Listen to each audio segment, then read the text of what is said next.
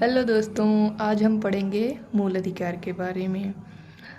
दोस्तों, मेरा पूरा कंसर्न होगा कि मूल अधिकार मैं यूपीएससी के सिलेबस के अनुसार आपको बताने की कोशिश करूं। प्रीलिम्स के फैक्ट्स, मेंस के क्वेश्चंस को कैसे आप आंसर राइटिंग करेंगे, ये मैं आपको बताने की कोशिश करूंगी। आपको मैं वीडियो का प्रारूप बताती हूँ कि मैं पहले बताऊँगी मूल अधिकार क्या हैं, फिर बताऊंगी कि उनकी संवैधानिक स्थिति क्या है, अर्थात संविधान में वे अधिकार हमें कहाँ दिए गए हैं, किस भाग में दिए गए हैं, किस अनुच्छेद में दिए गए हैं, ये बताने की कोशिश करूँगी। उसके बाद जनरली हमें थोड़ा सा कन्फ्यूजन हो जाता है कि मूल अधिकार क्या हैं, संवैधानिक अधिकार क्या हैं, तो मैं आपको आज ये भी क्लियर करूँगी कि ये होता क्या है। आप वीडियो में अंत तक बने रहिएगा तो आपको समझ में आ जाएगा, पूरा अच्छे से समझ में आ जाएगा। मैं कहूँगी कि ये होता क्या है, कानूनी अधिकार क्या है, मानवाधिकार क्या है, एक एक पॉइंट क्लियर हो जाएगा, सारी बातें शीशे की तरीके से साफ हो जाएंगी, बस आप देखते जाइए। तो फ्रेंड्स, नोट्स आपको जो पॉइंट्स ज़रूरी लगें आप उनको खुद से नोट कर लीजिएगा। अब मैं आपको जो इम्पोर्टेंट है वो मैं आपको बता रही हूँ। जैसे कि आप सबसे पहले देखिए फंडामेंटल राइट, मैं इसको शॉर्ट में FR लिख रही हूँ, यानी कि मूल अधिकार। ये होता क्या है दोस्तों, जैसे कि इसका नाम ही है कि मूल अधिकार। मूल मीन्स एकदम फंडामेंटल, जो है, जो कि मूलभूत है, अत्यंत आवश्यक है। कि आप लोग अब समझ रहे होंगे, थोड़ा सा सेंस लग रहा होगा कि मूल अधिकार व्यक्ति के, आप समझ लीजिए कि उसके पूर्ण विकास के लिए अत्यंत आवश्यक है। इसी को हम लोग लिखते हैं कि मूल अधिकार व्यक्ति के सर्वांगीण विकास के लिए आवश्यक है। सर्वांगीण विकास से क्या तात्पर्य है कि किसी व्यक्ति के पूर्ण मानसिक विकास,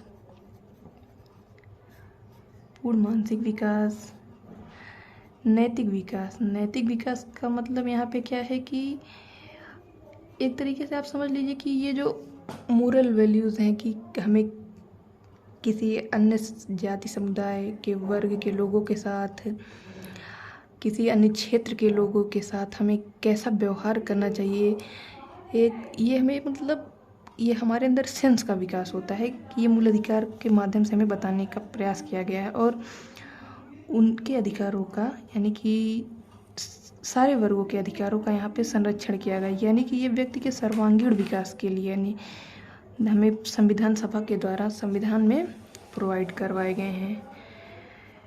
तो फाइनली मैं आप कहूँगी कि मूल अधिकार वे अधिकार हैं जो किसी व्यक्ति के सर्वांगीण विकास, अर्थात उसके पूर्ण मानसिक विकास, नैतिक विकास, भौतिक विकास के लिए आवश्यक हैं।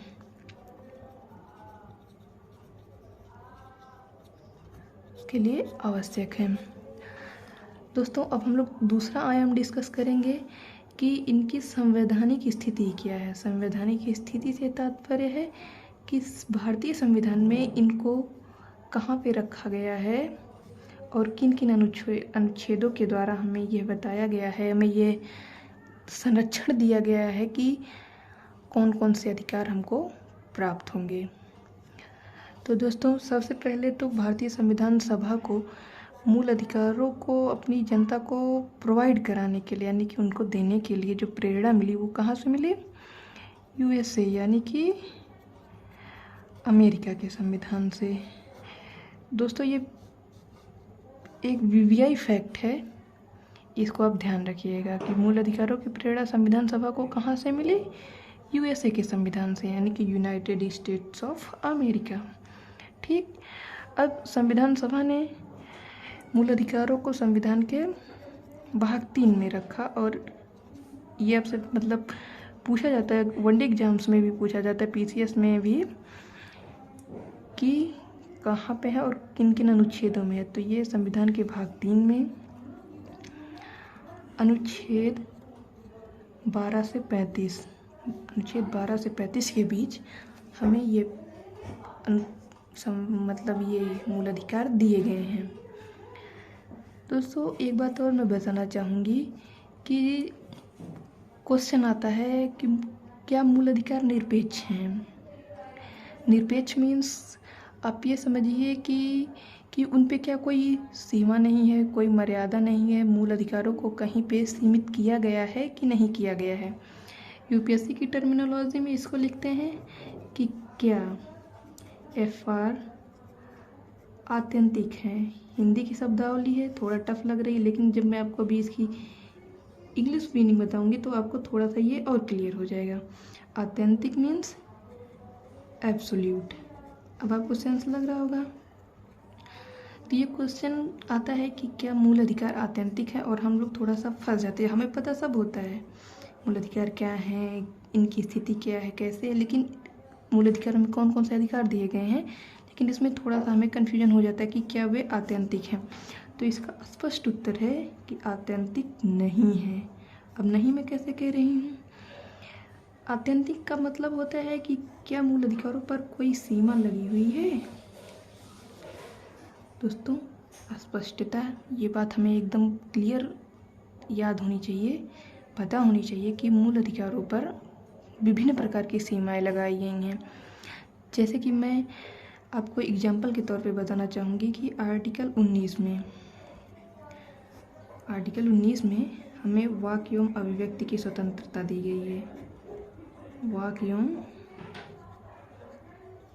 अभिव्यक्ति की स्वतंत्रता, ठीक। अब मैं आपको बताना चाहूँगी कि वाक एवं अभिव्यक्ति की स्वतंत्रता हमें दी तो गई है, लेकिन इसका मतलब ये नहीं है कि हम कभी भी कुछ भी बोल सकते हैं। अभिव्यक्ति मतलब अपने विचारों को प्रकट करना, वाक मीन्स विचार करना। अब ये नहीं है कि हम लोग कुछ भी बोलते जाएं, किसी को भी कुछ भी बोलते जाएं। तो संविधान सभा ने तुरंत स्पष्ट कर दिया है कि भाग 3 में ही कि इन पर सीमाएं क्या होंगी। जैसे मैं आपको आगे के क्रम में सब एक एक बातें सीरियल से बताऊंगी, लेकिन मैं भी आपको समझाने के लिए बताती हूँ कि मूल अधिकार क्यों आत्यंतिक नहीं है। आत्यंतिक नहीं इसलिए हैं क्योंकि इन पे सीमाएं लगी हुई हैं। एग्जाम्पल के तौर पर आर्टिकल 19 में जो हमें वाक एवं अभिव्यक्ति की स्वतंत्रता दी गई है, उस पे 8 प्रकार की सीमाएं लगी हुई हैं। 8 प्रकार की सीमाएं लगी हुई हैं। जैसे हम भारत की संप्रभुता और अखंडता को चुनौती देने वाले कोई भी कथन नहीं बोल सकते हैं, क्योंकि भारतीय अखंडता और संप्रभुता को चुनौती देना तो इलीगल है। ऐसा तो आपको सेंस लग ही रहा है कि क्योंकि भारत एक लोकतांत्रिक देश है। संविधान की प्रस्तावना में हमें अखंडता और संप्रभुता का मूल्य बताया गया है। तो हम इसको, आप मतलब ये समझिए कि इस पे सीमा लगी हुई है। जैसे कि हम भारत की संप्रभुता और अखंडता को चुनौती देने वाले वाक्य नहीं बोल सकते हैं, हम न्यायालय की अवमानना वाले कथन नहीं बोल सकते हैं, हम मानहानि का, जो आप देखते हैं कि बहुत सारे पॉलिटिकल लीडर्स पे मानहानि के केस चल रहे होते हैं, वो मानहानि के केस किस हिसाब से चल रहे थे। मानहानि मीन्स द डिफेमेशन। डिफेमेशन में क्या होता है कि किसी नेता ने किसी को कुछ ऐसे शब्द बोल दिए जो उस व्यक्ति के गरिमापूर्ण जीवन के, उसके गरिमामय जीवन के अधिकार के खिलाफ होते हैं, तो वो तो इलीगल हो जाता है। ऐसे ही 8 प्रकार की सीमाएं लगी हुई हैं। मैं आशा करती हूँ कि आपको क्लियर हो गया होगा कि मूल अधिकार आत्यंतिक नहीं है। अब आत्यंतिक को क्वेश्चन में देखिए, हिंदी तो कई सारे टर्म लिख देते हैं। जैसे कि इसको लिखते हैं कि क्या मूल अधिकार निरपेक्ष है, तो निरपेक्ष का भी मतलब एब्सोल्यूट ही होता है। आपको जहाँ पे क्वेश्चन में हिंदी नहीं समझ में आए, भाषा थोड़ी टफ लगे, आप तुरंत इंग्लिश टर्मिनोलॉजी देख लीजिए।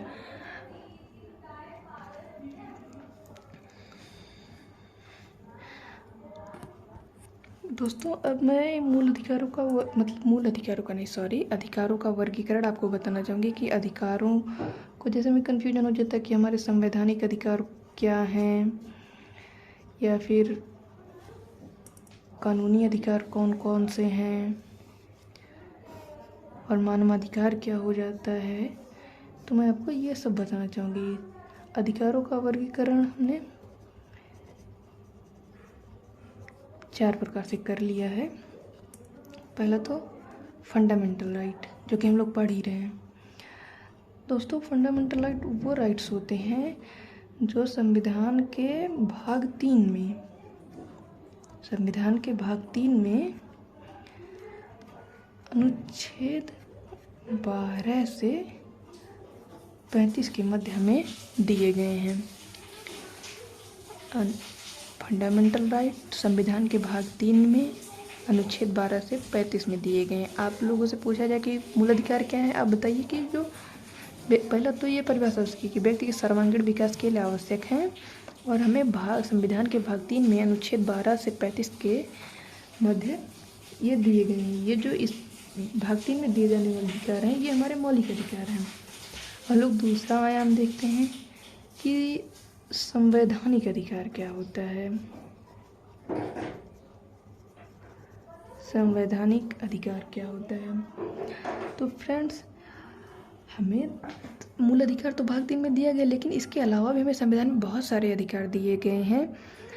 तो संविधान में दिए गए, यानी कि संविधान में दिए गए वे अधिकार जो भाग 3 से बाहर हैं, यानी कि भाग 3 से बाहर दिए गए जो अधिकार हैं वो हमारे संवैधानिक अधिकार हैं। इसका एग्जाम्पल मैं आपको बताना चाहूँगी। आर्टिकल 300A भाग 12 में आएगा। ठीक, तो दोस्तों, संविधान में भाग 3 से बाहर जो अधिकार हमें दिए गए वो हमारे संवैधानिक अधिकार हैं।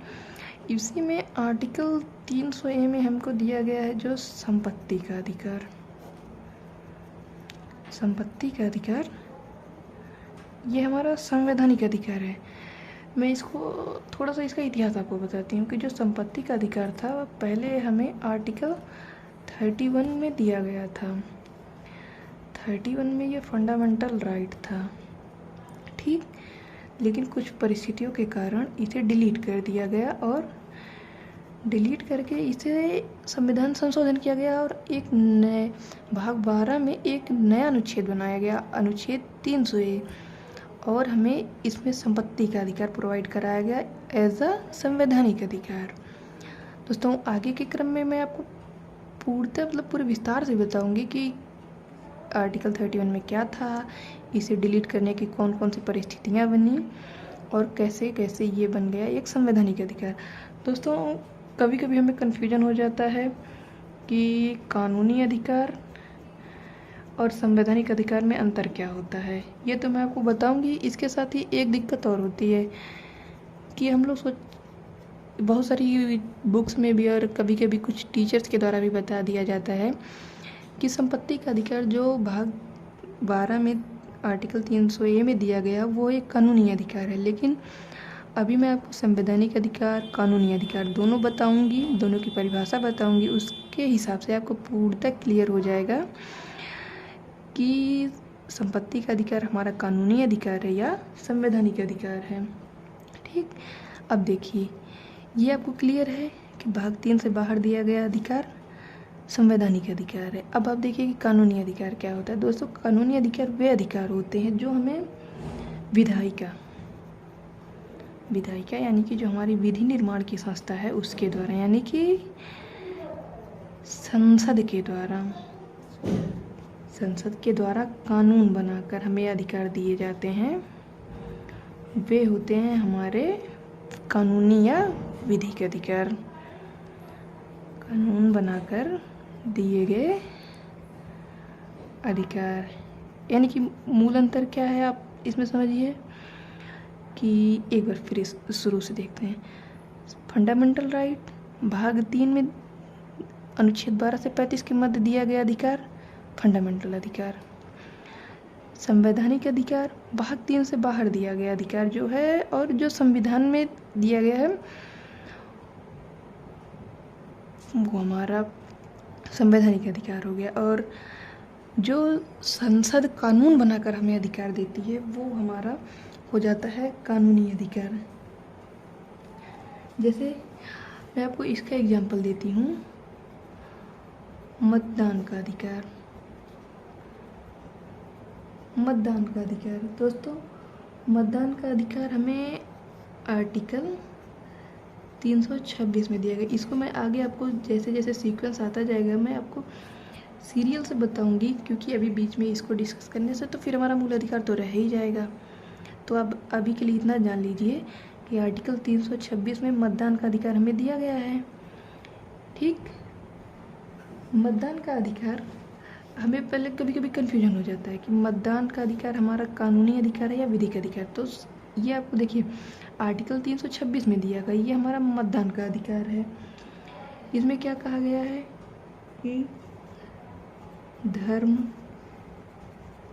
जाति, लिंग, जन्मस्थान, मूल वंश आदि के, ठीक, आदि के भेदभाव के बिना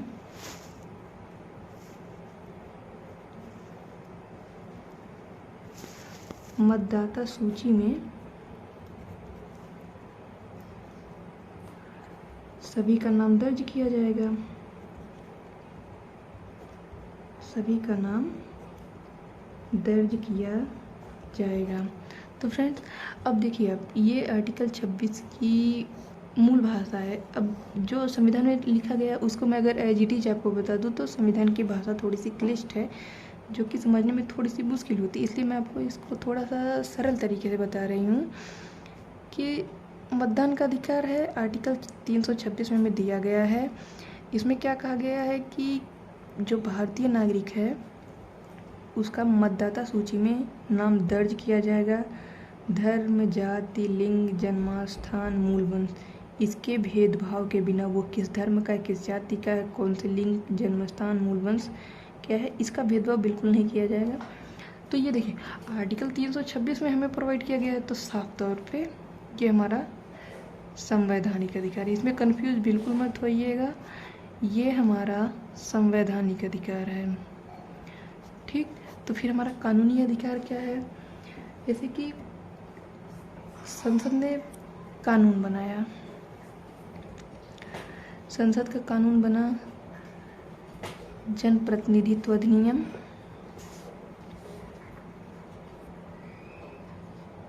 जनप्रतिनिधित्व अधिनियम 1950।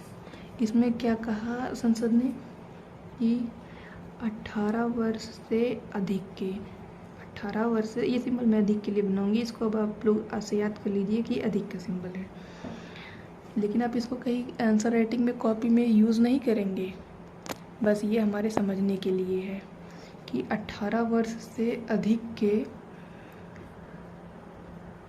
प्रत्येक व्यक्ति को, यानी कि व्यक्ति भारतीय नागरिक है और 18 वर्ष से अधिक है तो उसको मताधिकार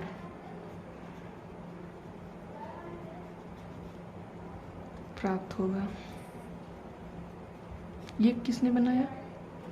हमारी संसद ने बनाया, यानी कि संसद ने कानून बनाया जनप्रतिनिधित्व अधिनियम 1950। इसमें संसद ने क्या लिखा कि 18 वर्ष से प्रत्येक व्यक्ति को मतदान का अधिकार प्राप्त होगा। ठीक, अब ये कानून संसद ने बनाया है, तो ये हो गया हमारा कानूनी अधिकार। ठीक, अब आपको कंफ्यूज बिल्कुल नहीं होना है। जैसे कि आपसे पूछा गया कि मतदान का अधिकार, क्वेश्चन पूछा गया आपसे, इसमें क्वेश्चन बहुत बार आया हुआ है कि मतदान का अधिकार हमारा संवैधानिक अधिकार है या कानूनी अधिकार है। तो फ्रेंड्स जैसे कि आप देख रहे हैं मतदान का अधिकार, इसमें क्या कहा गया, मतदाता सूची में नाम दर्ज किया जाएगा, और यहाँ पे ये कहा कि प्रत्येक व्यक्ति को मताधिकार होगा। सेंस तो लगभग वही ही निकल रही है कि सभी व्यक्ति को मतदान करने का अधिकार होगा। ठीक, लेकिन जब पीसेस में आपको क्वेश्चन पूछा जाए और ऑप्शन में दोनों आ जाए कि मतदान का अधिकार हमारा संवैधानिक अधिकार भी है, कानूनी अधिकार भी है, तब ऐसी स्थिति में आप क्या करेंगे? आपको तो ये वहाँ पे डिस्कस करना नहीं है कि ऐसे ये हो जाएगा वैसे ही कानूनी हो जाएगा, वहाँ पे आपको अपना क्वेश्चन सही करके आगे निकलना है। तो इसमें आप थोड़ा सा मतलब याद रखिएगा जब ऐसा आया तो आप लोग फर्स्ट प्रेफरेंस इसको देंगे कि मतदान का अधिकार कानूनी अधिकार है, और इसको देंगे सेकंड प्रेफरेंस। ठीक, अगर ये संवैधानिक अधिकार नहीं है, जैसे दिए गए कानूनी अधिकार है, मानवाधिकार है, मूल अधिकार है, तो आप तो बेझिझक लगाइए कानूनी अधिकार है। लेकिन अगर दोनों दे दिया गया है तो आप फर्स्ट प्रेफरेंस देंगे कानूनी अधिकार। पहला क्योंकि ये ज़्यादा स्पष्ट तरीके से कहता है कि प्रत्येक व्यक्ति को 18 वर्ष से अधिक प्रत्येक व्यक्ति को मताधिकार प्राप्त होगा। एक पॉइंट ये है। एक पॉइंट इसमें और आप देख सकते हैं कि किस आधार पर इसको आयोग भी मानता है कि मतदान का अधिकार व्यक्ति का कानूनी अधिकार है। क्यों? क्योंकि कुलदीप नैयर केस, कुलदीप नैयर, दोस्तों ये थोड़ी सी गलती हो गई, सॉरी, कुलदीप नैयर केस,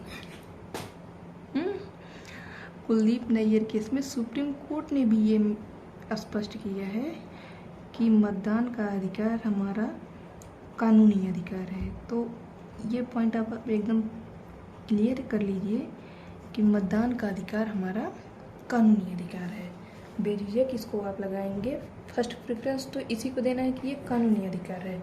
और जैसे कि आप जानते हैं पीसीएस में क्वेश्चन तो बहुत सारे रिपीट होते हैं, तो वहाँ पे तो आपको ये डिस्कस करना नहीं है कि नहीं ये ऐसे हो गया वो वैसे हो गया, आपको तो क्वेश्चन सही करके आगे निकलना है।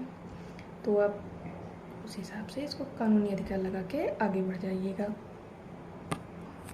दोस्तों एक बात ये अब हो गई कि मतदान का अधिकार क्या है, इसमें आपको मतलब बिल्कुल नहीं उलझना है, आप क्लियरली इसको कानूनी अधिकार मान के चलिएगा। ठीक, इसी प्रकार एक जगह और जहाँ कन्फ्यूजन हो जाती है और उस पर क्वेश्चन भी बार बार आता है, तो मैं उसको आपको स्पष्ट कर देती हूँ कि सूचना का अधिकार, सूचना का अधिकार, इसमें कन्फ्यूजन ये होता है संवैधानिक अधिकार लगाएं या मौलिक अधिकार इसको माने हम, या फिर कानूनी अधिकार माने। क्योंकि मौलिक अधिकार में क्या है, अनुच्छेद 19 क्लॉज 1 सब क्लॉज ए। देखिए दोस्तों, यहाँ पे आपको बिल्कुल तनाव नहीं लेना है, मैं आपको आगे सारे आर्टिकल्स डिस्कस करूँगी कि किसमें क्या है, और आपको पूरा अच्छी तरीके से याद भी हो जाएगा। फिलहाल मैं एग्जाम्पल के लिए आपको बता रही हूँ, बस आप इसको अपने दिमाग में बैठाते चलिए। इसमें क्या कहा गया है, article 19 clause A sub clause A, इसमें कहा गया है कि सूचना प्राप्ति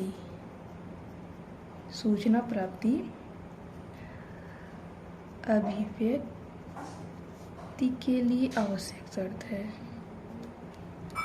अभिव्यक्ति के लिए आवश्यक शर्त है। अब इसमें देखिए कि फंडामेंटल राइट में कहा गया है कि अभिव्यक्ति, आपको अगर किसी बात पे अभिव्यक्ति करनी है तो आपको सूचना प्राप्त होना चाहिए, और ये आपका एक मूल अधिकार है। ठीक, फिर संसद ने कानून पारित करके एक अधिकार बनाया। ठीक, क्या, सूचना का अधिकार, सूचना का अधिकार कानून 2005, इसी को जो आरटीओ होता है ये वही है, sorry RTI, right to information. अब इसमें भी कंफ्यूजन होता है कि सूचना का अधिकार हम कानूनी अधिकार माने या मूल अधिकार माने, तो लोगों को क्या लगता है मूल अधिकार तो मूल है, तो यही सही हो जाएगा। लेकिन इसमें क्या है कि आप देखिए फंडामेंटल राइट्स लागू स्वतः हो जाते हैं, तो ये बात तो मतलब नैसर्गिक ही मानिए कि सूचना की प्राप्ति अभिव्यक्ति के लिए आवश्यक शर्त है, मतलब कि सूचना हमें प्राप्त होनी चाहिए। लेकिन सूचना प्राप्त होने का हमारा अधिकार, इसको जब संसद ने कानून बनाकर लागू कर दिया तो ये एकदम मतलब पूरे राज्य पर, पूरे देश पर ये लागू हो गया कि ये हमारा कानूनी अधिकार है। तो इसमें आप फर्स्ट प्रेफरेंस वही हम लोग सिस्टम लगाएंगे, जहाँ पे भी ऐसा कन्फ्यूजन होगा कि हम लोग क्या माने, दो चीज़ों में क्लैश हो रहा है, तो मैं आपको बताते चलूँगी कि आपको फर्स्ट प्रेफरेंस किसको देनी है और सेकंड प्रेफरेंस किसको देनी है, क्योंकि मैंने आपको पहले ही बताया कि एग्ज़ाम के ड्यूरेशन में हम लोग क्वेश्चन के विवाद में नहीं फंसेंगे कि कौन क्या है, बस हमें अपना क्वेश्चन सही करके आगे बढ़ना है, हमें सिलेक्शन लेना है। ठीक, तो जब भी है सूचना का अधिकार कौन सा अधिकार है, तो आप फर्स्ट प्रेफरेंस लगाएंगे कानूनी अधिकार को और इसको सेकंड प्रेफरेंस देंगे। यानी कि अगर ऑप्शन में कानूनी अधिकार मूल अधिकार दोनों दिया हुआ है तो आप पहले कानूनी अधिकार लगाएंगे। अगर कानूनी अधिकार ऑप्शन में नहीं दिया हुआ तो आप मूल अधिकार लगा सकते हैं। दोस्तों, वर्गीकरण के क्रम में जैसा कि मैंने आपको यहाँ 4 भाग बताया हुआ था, मूल अधिकार, संवैधानिक अधिकार, कानूनी अधिकार। अगला हमारा अधिकार है मानवाधिकार। यहाँ पे स्पेस थोड़ा कम पड़ रहा है, मैं आगे के पेज में आपको डिस्कस करती हूँ कि मानवाधिकार होता क्या है। ठीक है, आप ध्यान से देखिए मानवाधिकार। तो फ्रेंड्स, मानव का मतलब हम लोग समझ ही रहे हैं कि मानव मतलब मानव, ये मानवों को प्राप्त अधिकार है, दानवों को नहीं। बहुत सारे लोग हैं, मैं किसी को पिन पॉइंट नहीं कर रही हूँ, लेकिन बहुत सारे दानव हैं इस देश में। आप भी जानते हैं, मैं भी जानती हूँ, लेकिन आप देख लीजिए मानवाधिकार क्या होते हैं। यानी कि ये क्या होता है कि वे अधिकार जो प्रत्येक व्यक्ति को यानी कि वो भारतीय है, विदेशी है, नो मैटर, प्रत्येक व्यक्ति को मानव होने के नाते, प्रत्येक व्यक्ति को मानव होने के कारण प्राप्त हैं। इसमें एक पॉइंट और जुड़ता है कि मानवीय गरिमा से पूर्ण जीवन जीने के लिए जरूरी है। तो इसमें आप एक चीज़ क्लियरता देख लीजिए कि मतलब स्पष्टता देख लीजिए कि मानवाधिकार वे अधिकार जो प्रत्येक व्यक्ति को मानव होने के कारण प्राप्त और के मानवीय गरिमा से पूर्ण जीवन जीने के लिए आवश्यक है। दोस्तों, मैं आपको थोड़ा सा क्लियर कर देती हूँ कि मानवाधिकार की अवधारणा हमारे समाज में वैश्विक व्यवस्था में कैसे और कहाँ से आई। थोड़ा सा इसका इतिहास जानने की कोशिश करते हैं। मतलब मानवाधिकार, पहली बात तो आप ये समझ लीजिए कि व्यक्ति इसका दावा करता है कि मतलब मैं इसका दावा कर सकती हूँ कि ये मेरे अधिकार हैं क्योंकि मैं भी एक मानव हूँ। ठीक, व्यक्ति इसका दावा करता है। ठीक, और समाज इसे स्वीकार करेगा, समाज इसे स्वीकार करेगा, नो मैटर इसे राज्य स्वीकार कर रहा है या नहीं कर रहा है। राज्य भले ही इसे स्वीकार करे या ना करे। मतलब क्या है कि व्यक्ति मानवाधिकार का दावा करेगा कि मैं भी मानव हूँ, ये मेरे अधिकार है, और समाज इसे स्वीकार करेगा। मैं ऐसा क्यों कह रही हूँ कि राज्य भले ही इसे स्वीकार करे या ना करे। जैसे कि आप नॉर्थ कोरिया के मोटू को जानते ही होंगे, वहाँ पे कौन सा अधिकार, कैसा अधिकार, वो नहीं स्वीकार करेगा। बहुत सारे अधिकार वहाँ पे लोगों को नहीं मिलते हैं, तो जैसे वहाँ पे मानव होने के नाते या फिर किसी नाते नहीं प्राप्त है तो नहीं प्राप्त है, वहाँ पे पूर्णतः तानाशाही है। ठीक, ये पॉइंट तो क्लियर हो गया। दोस्तों, इसमें हुआ क्या कि द्वितीय विश्व युद्ध की समाप्ति के बाद एक नई विश्व व्यवस्था बनी। उसमें विश्व को एक साथ ऐसे शांति स्थापित करने के लिए सारे प्रयासों को दिया गया, और उसमें बहुत सारी क्षति हुई थी। तो मानव को इस सारा बहुत जनधन की हानि हुई थी। तो उसके मतलब शुरुआत,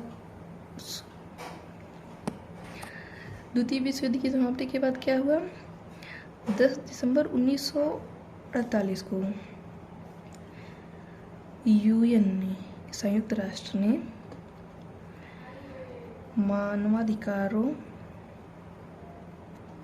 का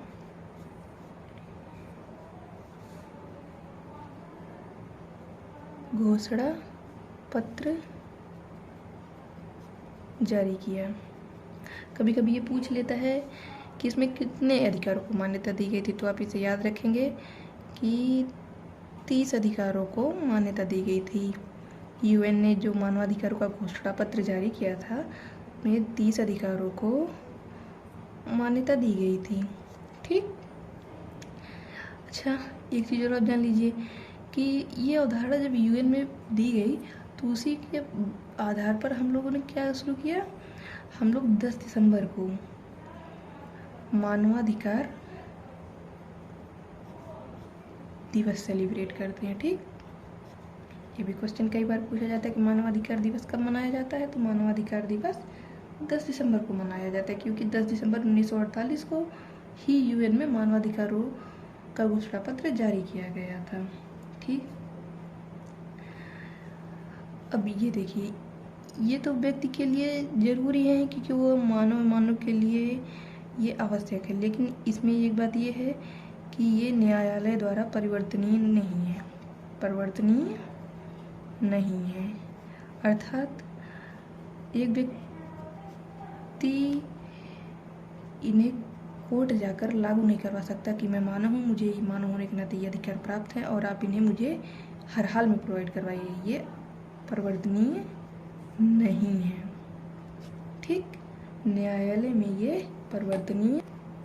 ठीक दोस्तों, अभी एक बार मैंने आज क्या क्या डिस्कस किया मैं आपको एक बार शॉर्ट में बता देती हूँ ताकि आपके दिमाग में बना रहे।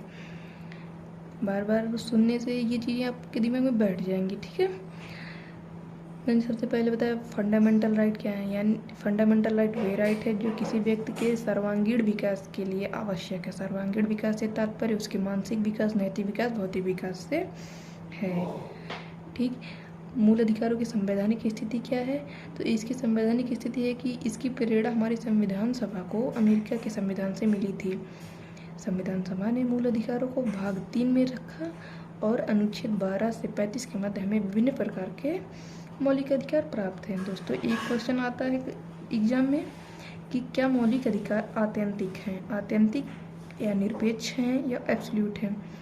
आत्यंतिक का अर्थ होता है कि क्या मूल अधिकारों पर कोई सीमा लगी हुई है या फिर इन पे कोई बंधन, कोई मर्यादा लगी हुई है, या फिर कि जैसे कि हमें वाक्य में अभिव्यक्ति की स्वतंत्रता प्राप्त हो तो क्या हम कुछ भी बोलते जाएंगे। तो इसका उत्तर है कि मूल अधिकार आत्यंतिक नहीं है। इसको आप एकदम दिमाग में बैठा लीजिए कि मूल अधिकार आत्यंतिक नहीं है।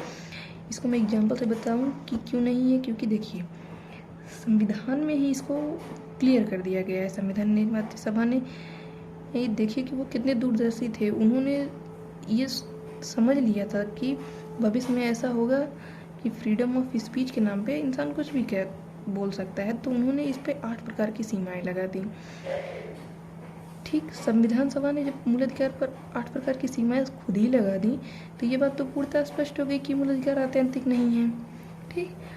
अब दोस्तों, मैं जैसे कि आपको बहुत लोगों को कन्फ्यूजन हो जाता है कि मूल अधिकार क्या है, संवैधानिक अधिकार क्या है, तो उसको मैं बारी बारी से आपको संक्षेप में बताती हूँ।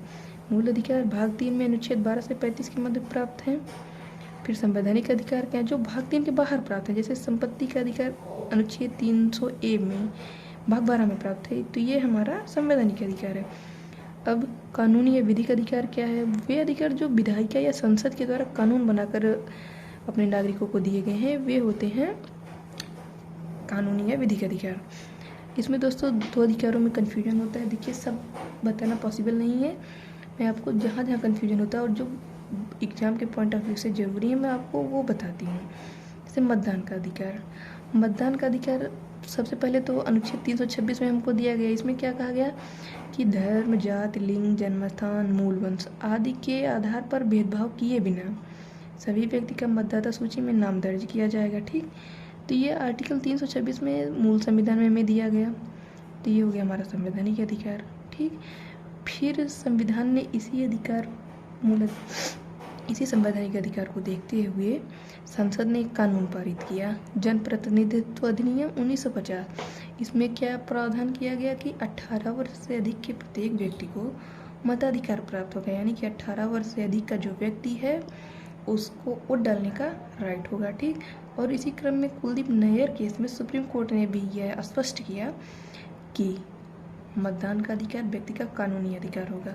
अब एग्जाम में क्या होता है कि हम कंफ्यूज हो जाते हैं कि मतदान का अधिकार हमारा कानूनी अधिकार है या संवैधानिक अधिकार है। तो एकदम आप यहाँ पे क्लियर रहिए, आपको बेझिझक लगाना है टिक कहाँ पे कि यह एक कानूनी अधिकार है। अगर नहीं दिया हुआ कानूनी अधिकार, केवल संवैधानिक अधिकार दिया हुआ, 3 ऑप्शन कोई अन्य है, तो आप संवैधानिक अधिकार पर लगाएंगे। लेकिन अगर ऑप्शन में कानूनी अधिकार संवैधानिक अधिकार दोनों दिया हुआ है तो आप बेझिझक टिक लगाइएगा कि मतदान का अधिकार संवैधानिक अधिकार कानूनी अधिकार है, कानूनी अधिकार। इसी प्रकार सूचना के अधिकार में भी ये कन्फ्यूजन हो जाता है, क्योंकि article 19 clause 1 sub clause A में ये स्पष्ट किया गया कि सूचना प्राप्ति अभिव्यक्ति के लिए आवश्यक शर्त है, यानी कि अगर प्रत्येक व्यक्ति को अभिव्यक्ति की आज़ादी प्राप्त है और अभिव्यक्ति की आज़ादी के लिए सूचना प्राप्ति अत्यंत आवश्यक है। ठीक, इसके बाद संसद ने क्या किया, कानून पारित किया, सूचना का अधिकार कानून 2005। ठीक, यही है राइट टू इन्फॉर्मेशन। तो यहाँ पे कन्फ्यूजन हो जाता है लोगों को कि ये संवैधानिक अधिकार है या फिर कानूनी मूल अधिकार है या फिर कानूनी अधिकार है। तो यहाँ पे भी वही तरीका कि हम लोग फर्स्ट प्रेफरेंस किसको देंगे, कानूनी अधिकार को, कि सूचना का अधिकार कानूनी अधिकार है। अगर ये ऑप्शन में नहीं है तो हम लोग लगाएंगे कि ये मूल अधिकार है। ठीक, चौथा आयाम क्या था, मानवाधिकार। मानवाधिकार क्या है, मानवाधिकार प्रत्येक व्यक्ति को मानव होने के कारण प्राप्त है और जो मानवीय गरिमा से पूर्ण जीवन जीने के लिए आवश्यक है। अब ये क्या होता है इसके क्रम में कि व्यक्ति इसका दावा करता है, समाज इसे स्वीकार करता है, राज्य इसे स्वीकार करे या ना करे, जैसे कि हमारा देश तो स्वीकार करता है क्योंकि हम एक लोकतांत्रिक देश है। लेकिन जहाँ पे तानाशाही है वहाँ पे बहुत सारे अधिकार व्यक्तियों को नहीं दिए गए हैं। ठीक, अब हम थोड़ा सा ये संक्षेप में जान लें कि मानवाधिकार का इतिहास क्या रहा। द्वितीय विश्व युद्ध के बाद जब बहुत सारी परिस्थितियाँ बनी ये, तो उसके बाद 10 दिसंबर 1948 को यूएन में मानवाधिकारों का घोषणा पत्र जारी किया गया। कभी कभी ये भी क्वेश्चन पूछ लेता है कि जो घोषणा पत्र जारी किया गया था उसमें कितने अधिकारों को मान्यता दी गई थी। तो ये आप याद रखिएगा कि इसमें 30 अधिकारों को मान्यता दी गई थी। यहाँ से एक क्वेश्चन और बन सकता है कि देखिए 10 दिसंबर को जारी किया गया था घोषणा पत्र मानवाधिकारों का, तो इसी आधार पर हम 10 दिसंबर को मानवाधिकार दिवस मनाते हैं। ठीक, एक बात तो और याद रखिएगा, हम लोगों को कन्फ्यूजन क्या हो जाती है कि मानवाधिकार तो बहुत आवश्यक है, इन्हें हम कोर्ट जाके लागू तो करवा ही सकते, लेकिन आप ये समझिएगा कि मानवाधिकार न्यायालय में परिवर्तनीय नहीं है। नहीं, बात ध्यान दीजिएगा कि न्यायालय में परिवर्तनीय नहीं, यानी कि हम अगर हमें कोई मानव होने के नाते कोई अधिकार नहीं प्राप्त है तो हम न्यायालय जाकर इसे लागू नहीं करवा सकते। ठीक है दोस्तों, मैंने आपको क्लियर करने की कोशिश की मूल अधिकारों की बेसिक बातें। हम लोग इसी सीरीज में आगे डिस्कस करते जाएंगे क्या होता है। मैं पूरा मूल अधिकार आपके साथ शेयर करूँगी कैसे क्या होता है। दोस्तों कंटेंट आपको बहुत ज़बरदस्त मिलेगा, अब आप देखते जाइए और आपको वीडियो कैसा लगा कमेंट में ज़रूर बताइएगा।